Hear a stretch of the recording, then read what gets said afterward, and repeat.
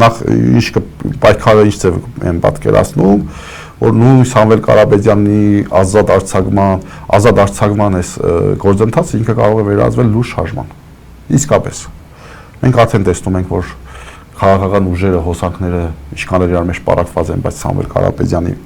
անձը դարձել են մերան։ Նաև մենք տեսնում ենք, որ շատ մտավորականներ, ովքեր որ այլ տեղեր վախենում էին ձայն հանել, բայց այստեղ ամեն դեպքում բարձրաձայնում են հիմա թե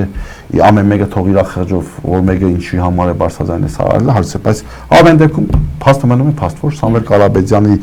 այս կարգավիճակը ինքը դարձել է մերան։ Ես օրինակ կարծում եմ, որ պետք է երկու ուղղությամբ նույն պայքարը տարվի, մեկը անպայման Սամվել Կարապետյանի ազատ արձակման շուրջ ձևավորված այս կոնսենսուսն է եւ պետք է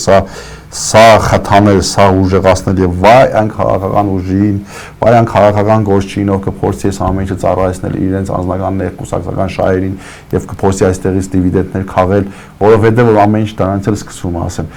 դեմից ամեն ինչ հաջողվում է, լավ գնում է, նույն սարքազան պայքարը, հետո սկսում են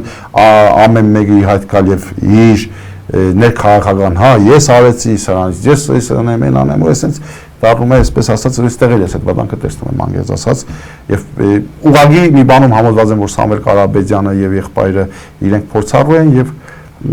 իրենք չեն թողնի ամեն դեպքում, որ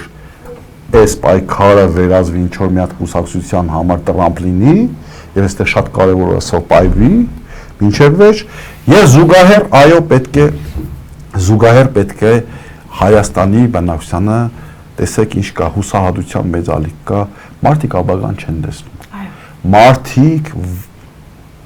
չգիտեն վաղը ինչա լինելու։